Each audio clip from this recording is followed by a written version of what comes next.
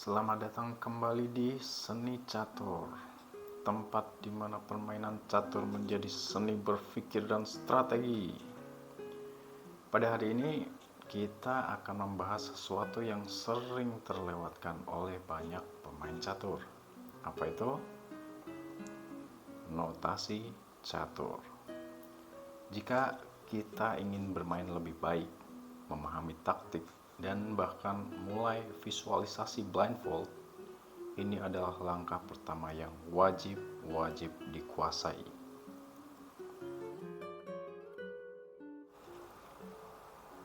Pernahkah kita berpikir gimana para master catur itu melatih dan mengingat posisi tanpa melihat papan? Jawabannya adalah notasi catur. Notasi adalah sistem untuk mengenali setiap kotak di papan dengan nama yang unik. Papan catur ini terdiri dari 64 kotak. 8 kali 8, 64. Nah, setiap kotak ini memiliki koordinat berdasarkan rank horizontal dan file vertikal.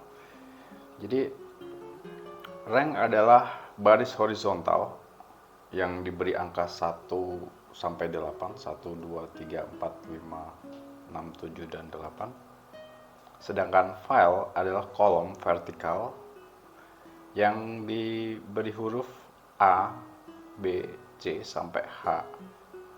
Misalnya kotak yang ada di kiri bawah ini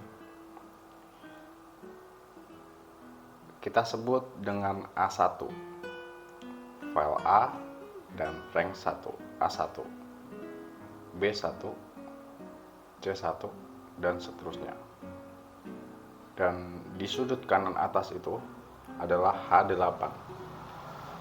H8 seperti itu.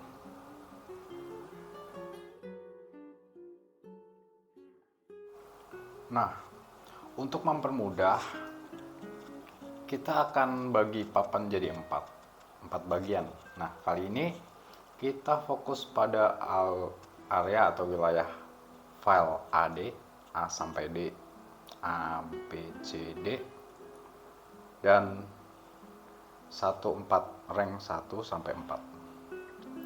1, 2, 3, 4. AD adalah file vertikal, A, B, C, dan D. Kemudian rank secara horizontal 1, 2, 3, dan 4.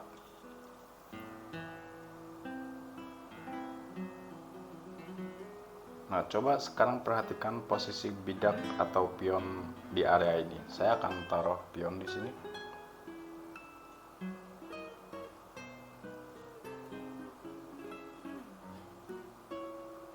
Untuk mempermudah, kita bagi jadi 4 aja.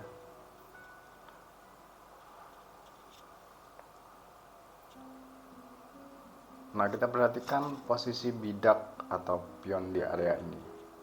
Setiap bidak memiliki lokasi yang unik.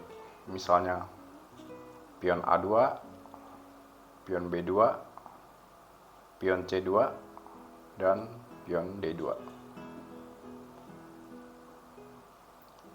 Nah, ini adalah dasar untuk memulai membangun kemampuan visualisasi catur. Coba kita tempatkan benteng A1,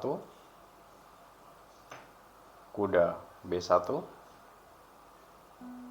gajah C1, dan menteri D1. Nah, teman-teman sekarang bisa bayangkan, sekarang kita coba singkirkan dulu. Bayangkan dalam pikiran seperti ini. Taruh benteng di A1,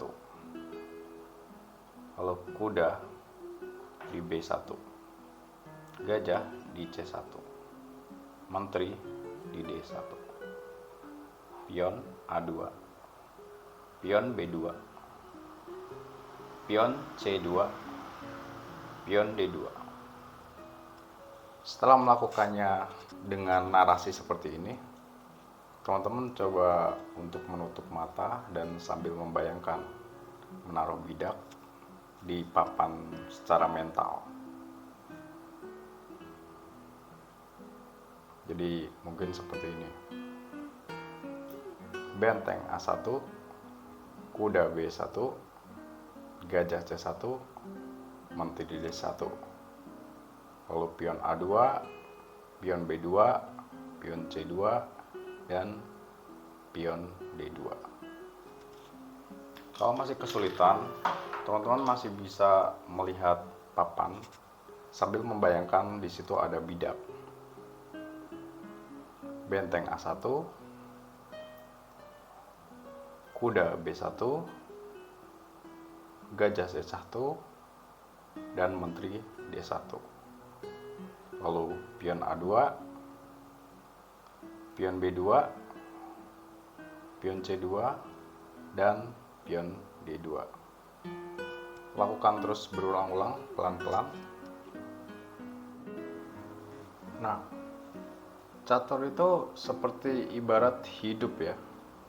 Tanpa visualisasi atau rencana, kita hanya bisa bergerak tanpa arah. Memahami notasi adalah pondasi untuk membuat gambaran lebih besar, melihat gambaran lebih besar, dan mengingat posisi penting di papan. Ini seperti membuat peta secara mental gitu ya. Nah, seperti yang dikatakan oleh Sun Tzu dalam Art of War, strategi tanpa taktik adalah jalan paling lambat menuju kemenangan. Namun, taktik tanpa strategi adalah kebisingan sebelum kekalahan.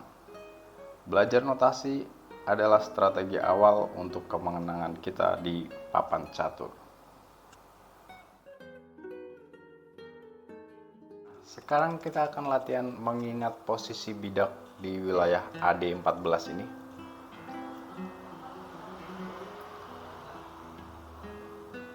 Kita masuk ke latihan dasar yang akan membantu kita menguasai notasi dan memulai visualisasi. Pertama, saya sudah letakkan 8 bidak di area AD14 ini. Ada benteng A1, kuda B1, gajah C1, menteri D1, pion A2, B2, C2, dan D2. Setelah semua bidak sudah diletakkan, saya akan menyebutkan notasi tertentu dan teman-teman bayangkan.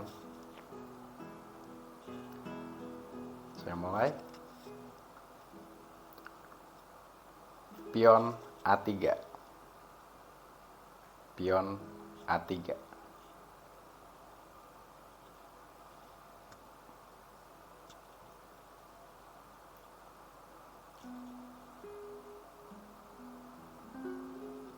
Pion B4. Pion B4.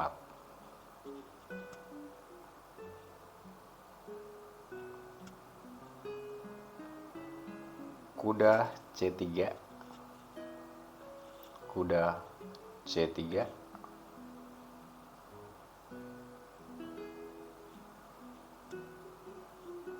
Gajah B2. Gajah B2.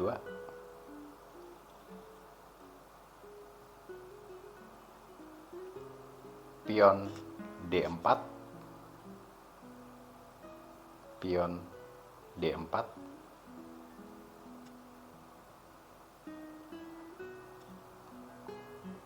Menteri D2. Menteri D2.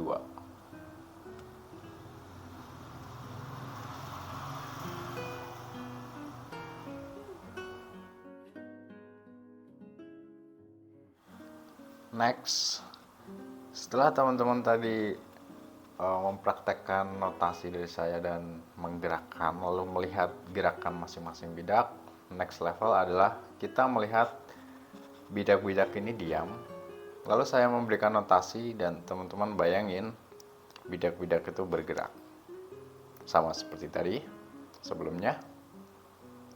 Mari kita mulai. Pion A3. Pion A3. Teman-teman bayangin pion bergerak dari A2 ke A3. Lalu pion B4. Pion B4. Nah, perhatikan posisi pion udah berada di B4 sambil mengingat pion yang sebelumnya ada di A3. Kemudian kuda C3. Kuda C3. Oke. Gajah B2. Gajah B2. Jadi udah ada 4 langkah di sini. Ingat-ingat tadi pionnya ada di mana aja dan kuda pergi kemana, gajah pergi kemana.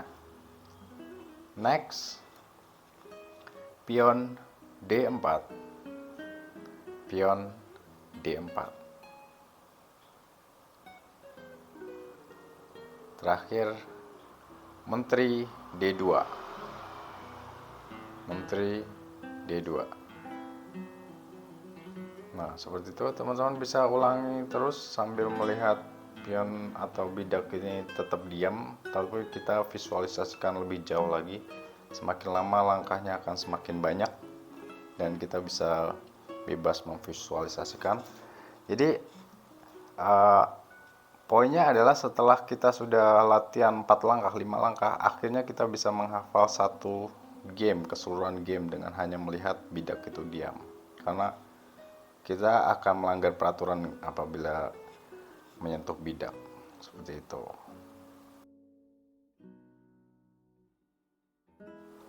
Oke, kita ke next level. Setelah kita sudah bayangkan bidak itu pindah dari tempatnya, sekarang kita akan mencoba untuk latihan tanpa ada bidak. Kita singkirkan dulu nih.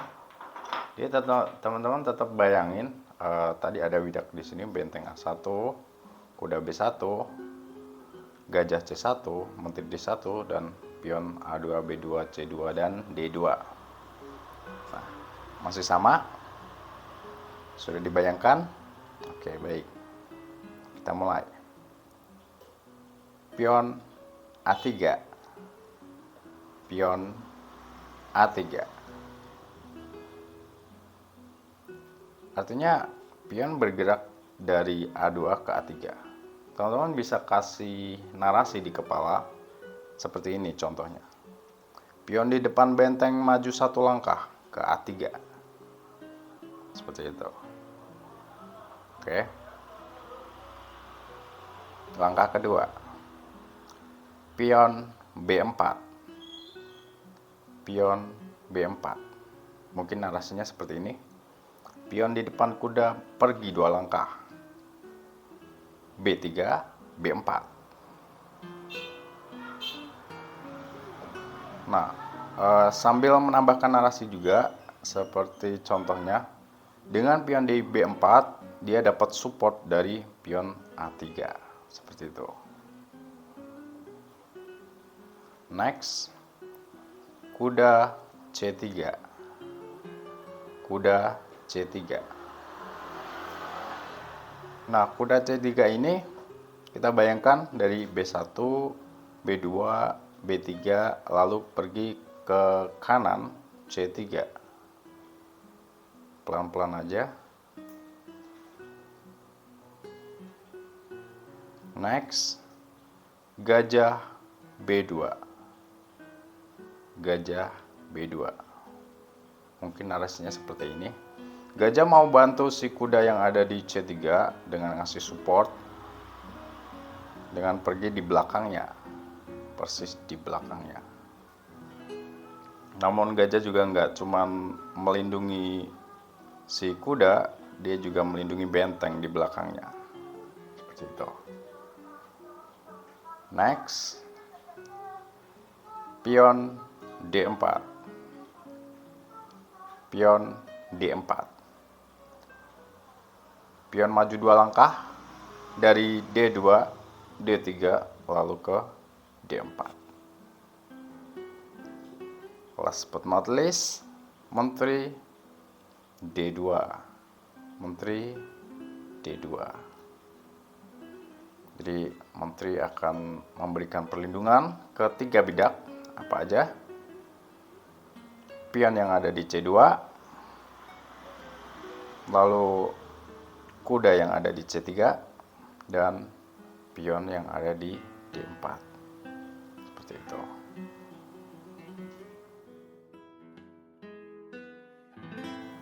Selanjutnya, setelah teman-teman udah lancar ya untuk memindahkan bidak tanpa bidak dengan melihat papan, sekarang kita hilangkan papan ini. Jadi kita hafalin. Pokoknya A, B, C, 1, 2, 3, 4, dan nah, sambil membayangkan, teman-teman ada 8 bidak ya tadi. Benteng A1, kuda B1, gajah C1, dan menteri D1, lalu ada pion di depannya masing-masing. Ada A2, B2, C2, dan D2. Nah, langkahnya masih sama. Sekarang bayangkan pion A3. Pion A3.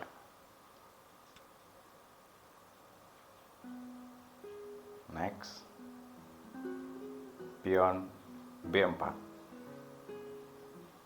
Pion B4.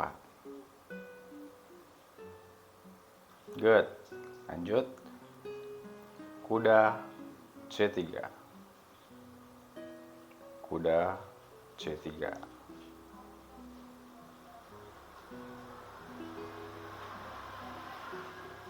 Gajah B2. Gajah B2. Lalu disusul pion D4. Pion D4. Terakhir, menteri D2. Menteri D2. Nah, latihan ini adalah cara yang paling efektif untuk membangun peta mental catur kita, dimulai dari level dasar tadi dengan bidak di papan sampai di level lanjutan tanpa papan sama sekali seperti yang terakhir tadi. Tujuan akhirnya adalah kemampuan blindfold, di mana kita dapat bermain catur sepenuhnya di kepala. Nah, seperti yang saya bilang sebelumnya, catur itu ibarat kehidupan atau seperti hidup gitu. Memerlukan tahapan dan proses. Kita nggak bisa langsung berlari tanpa belajar berjalan. Dengan latihan bertahap, kita melatih otak untuk mengenali pola, membangun ingatan, dan akhirnya mencapai visualisasi penuh.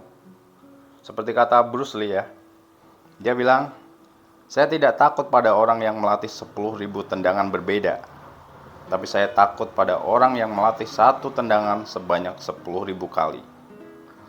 Latihan bertahap ini adalah tendanganmu, tendangan kita ya, yang akan membuat visualisasi catur menjadi kekuatan terbesar.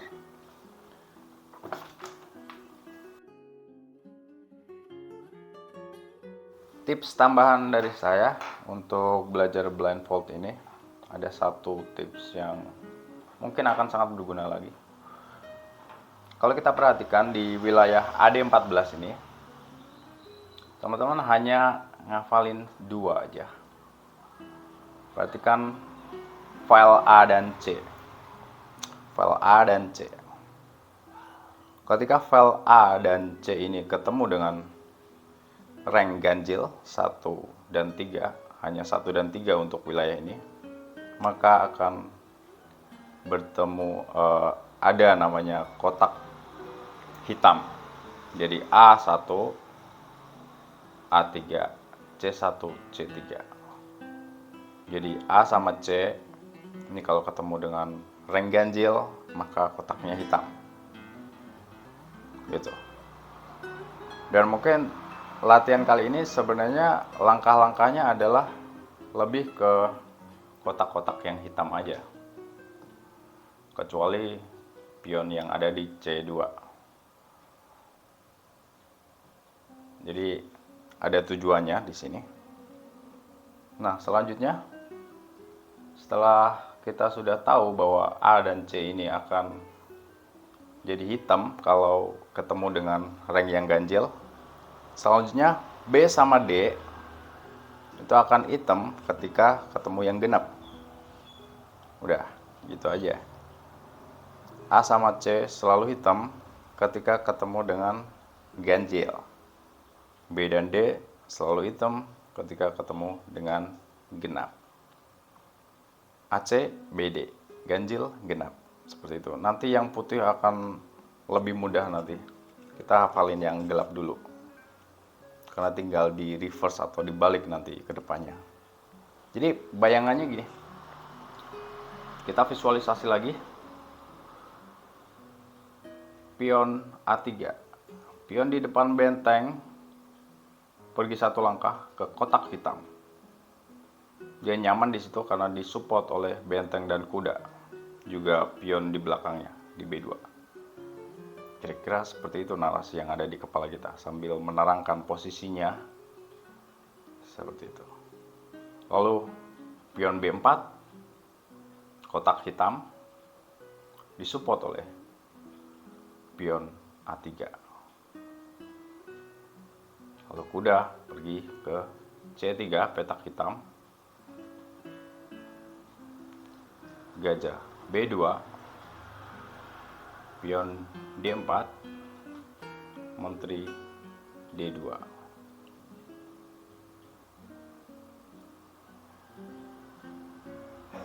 Jadi selain menghafalkan langkah, baik langkah sebelumnya atau langkah ke depannya, kita juga menghafalkan warna dari petak. Jadi kayak tadi kita fokus di AC dulu. A1, A3, C1, C3 atau A1, C1, A3, C3. Seperti itu. Lalu di rangkaian genap B2, B4, D2, D4. B2, B4, D2, D4. Nah, dengan tips latihan ini kita sudah siap untuk membangun pondasi visualisasi dan memahami notasi catur dengan baik. Latihan ini emang sederhana, tapi hasilnya akan luar biasa jika dilakukan secara konsisten dan persisten. Nah, di video berikutnya kita akan memperluas area latihan ke seluruh papan dan membahas tips mengingat langkah dengan lebih efektif. Jangan lupa untuk subscribe dan nyalakan lonceng agar tidak ketinggalan video baru. Sampai jumpa di latihan berikutnya dan tetaplah bermain dengan pikiran yang tajam.